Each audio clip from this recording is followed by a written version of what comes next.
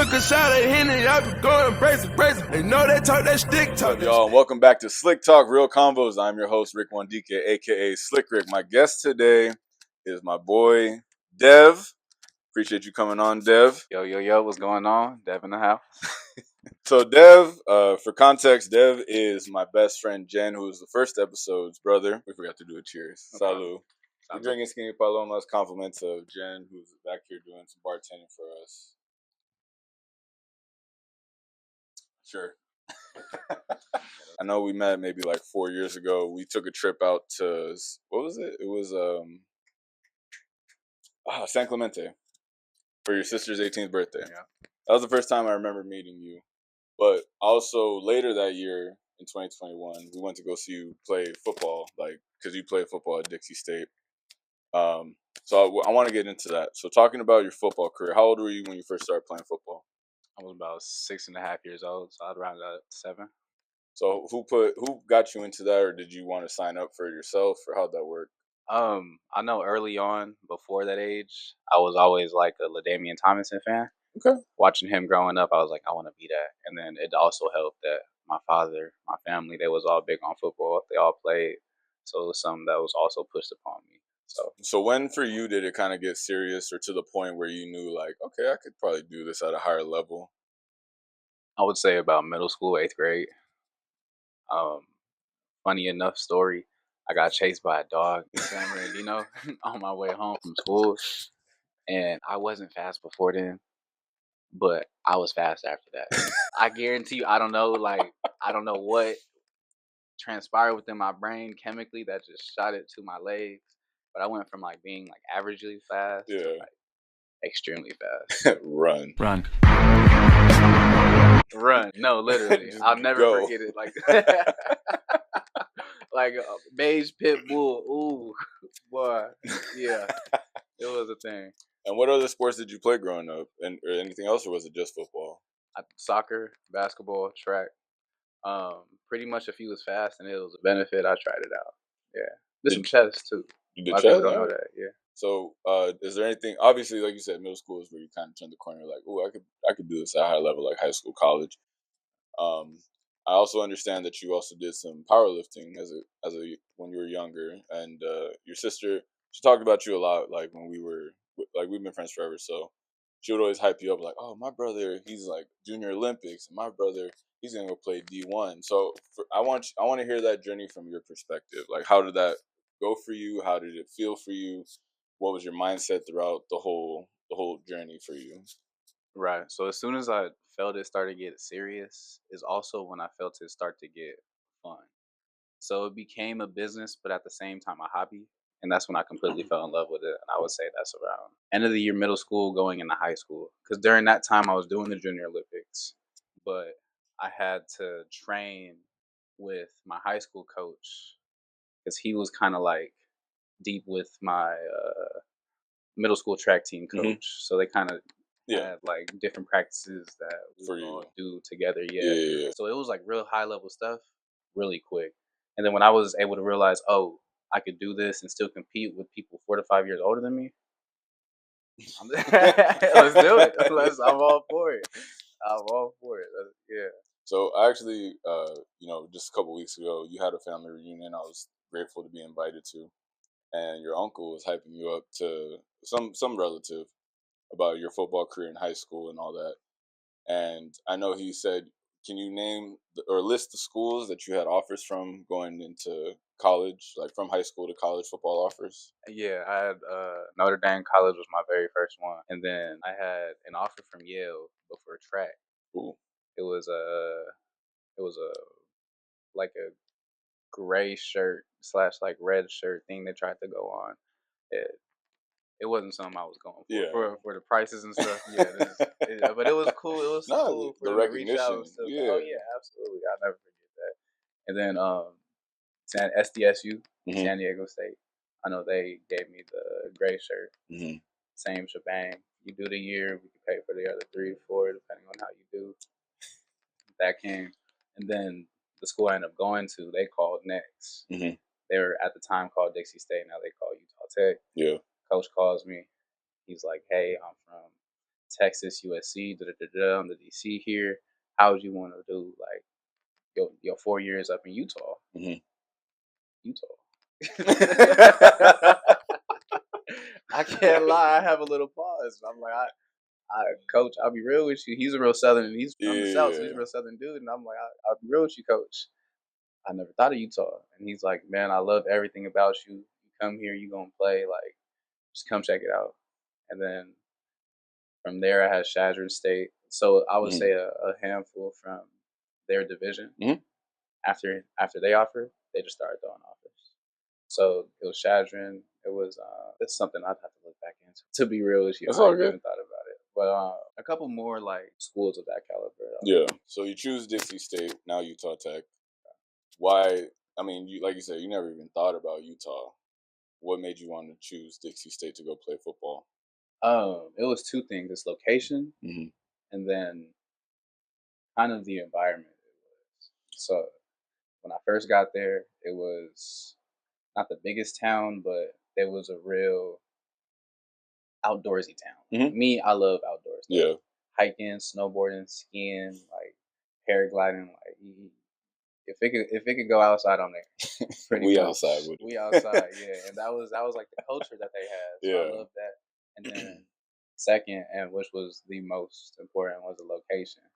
I'm a big family dude, so I'm big on taking care of who takes care of me. And my family, they come to all my games. They haven't missed one since I was about 7 years old.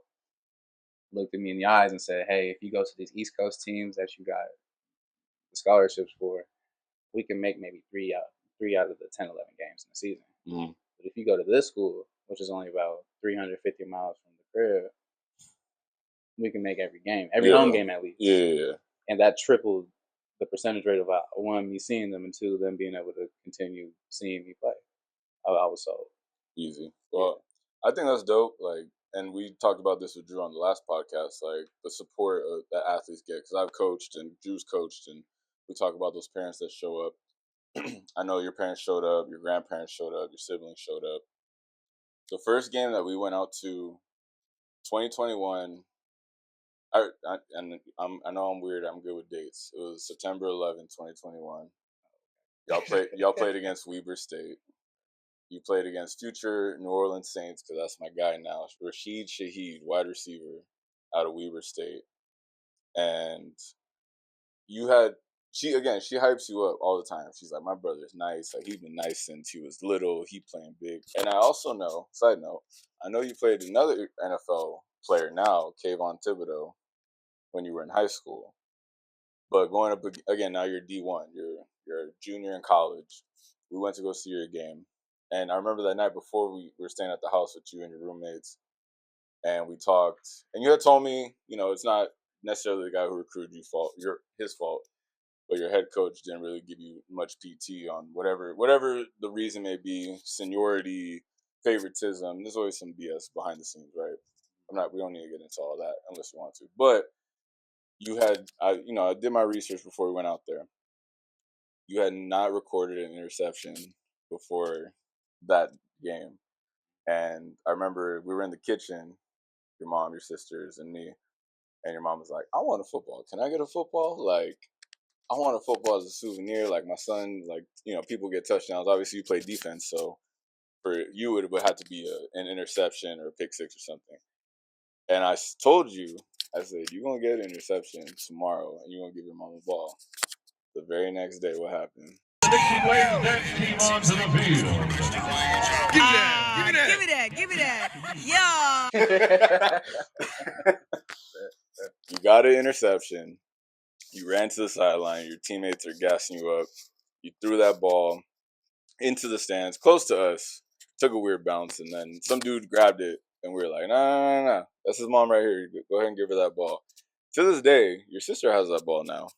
But I thought that was a really cool moment because, I had never gone out to see you. I mean, I met you earlier that year, but I had never gone out to see you. I don't think Janice at that point had seen you in college yet. But for you, that game, because that's where I saw you play. For that game specifically, getting your first career interception, what did that feel like in that moment for you? It felt pretty surreal because if you see on the clip, like I kind of took the ball from behind the dude, and then as we're falling, it falls into me, and I kind of looked down like, oh, like it was a successful attempt. The ball was with me. We're good. Get up, everyone's we're good. Yeah. And against a team like that, with the way the game was going, we needed that type of momentum. Yeah, it wasn't going great. I'll be honest.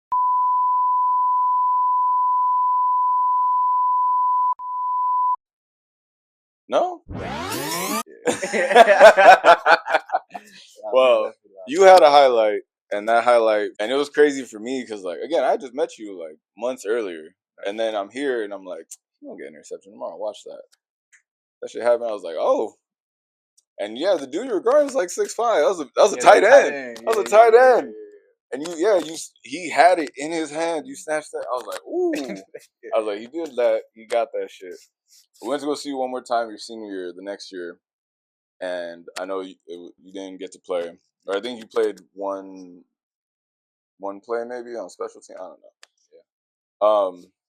But I had also heard from one of my players who went to Utah Tech that coaches there be a little weird. I ain't throwing shade. I don't know the whole story. If anyone from Utah Tech or Dixie State watched this shit. But as a coach, if your player has a good attitude and he or she is doing all the things that they need to do, I don't see why y'all don't play them. You were nice, and I'm not trying to gas you just because we cool now and all that, but like you were, even just seeing you like during warm-ups, in the game when you got to play, you made an impact. And respectfully to your teammates at the time, it was a struggle during that game we went to go see. They should have just kept you in. That's just my opinion. Right. Do you, aside from that interception, do you have any other like career highlights that stick out at any level? Pop Warner, high school, college? Yeah, against Montana.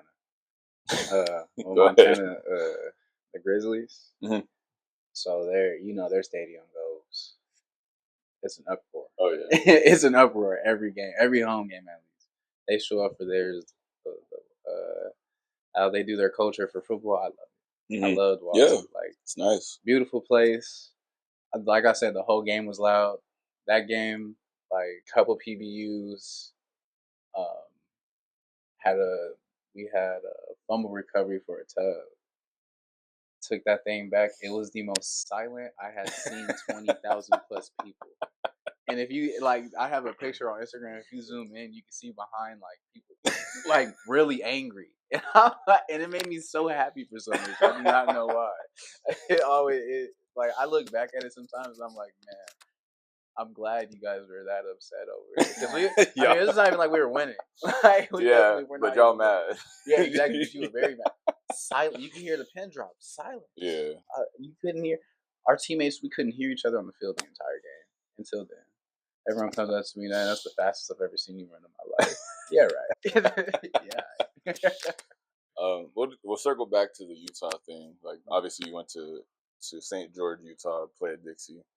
And you said you chose, aside from the location for your family to come see you, you enjoyed that. It is, and being there myself, it's a nice little college town. Like, it was smooth. I was only there for a weekend, but for you, was there any culture shock for you coming from IE and Cali to St. George, Utah? Oh, absolutely. It's because we went from, like, where I'm from, it was either black or Mexican. Mm-hmm. There were no white people. No.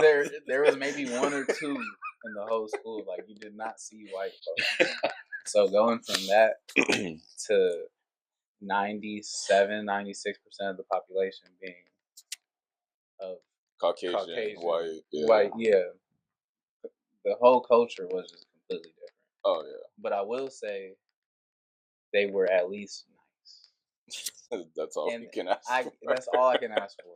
Like, as a man coming from where I grew up to there, like, y'all not hidden. There's no violence. No. There's no one's ever said nothing to my face. No.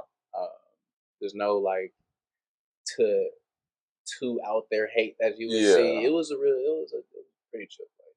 I'm glad you had that experience. Yeah. But I will say, when her and I went out there, when we went to like a Target or something, people were looking at us crazy. Like, who the fuck is this big brown dude? Right. Like, and like, again, just any people of color, they were like, Are they okay? Are they good? Like, yeah, we're fine. We're chilling. I came here to support.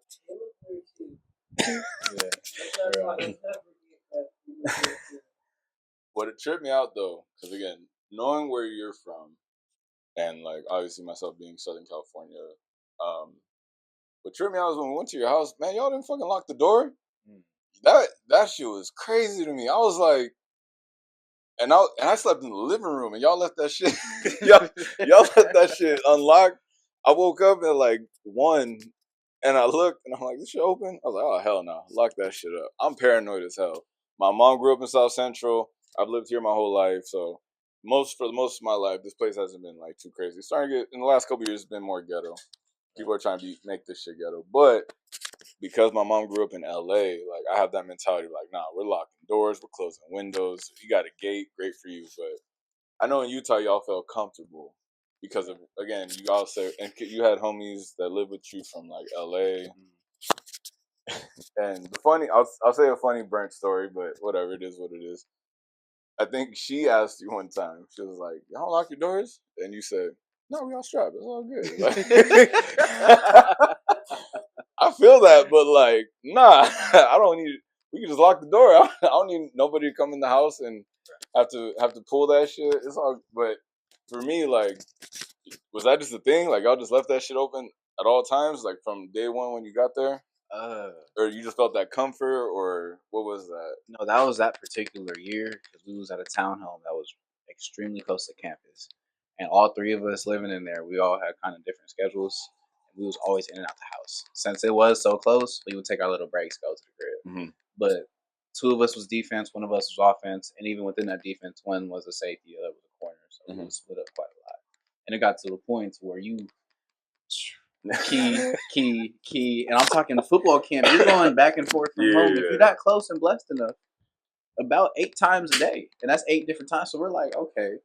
And then one time it got unlocked, and it felt so fluid, and it just worked that we was like, all right, we'll just keep it unlocked. And at the same time, you don't hear of crime there because until you do. So I don't many know. I'm cops. paranoid. Yeah, right.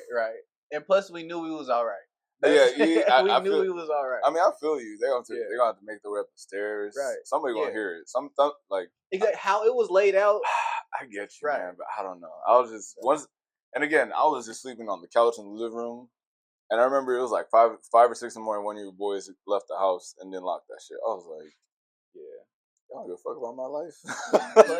Even within that community, like everyone knew everyone. Yeah, that's true. So like each house, most of them were athletes. That's true. The couple that weren't, we were very acquainted with to make sure they knew who we were, we knew who they were.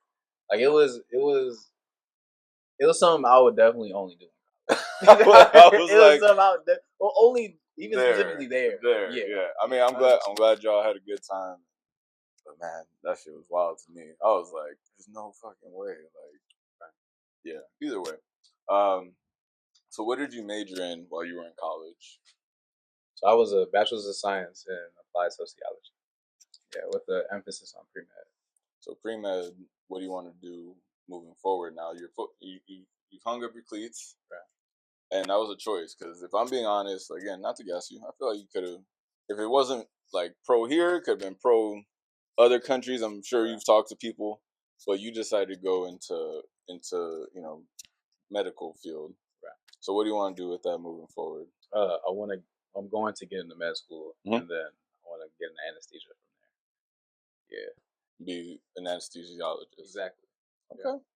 Yeah. I know her and I have talked before about like your career goals.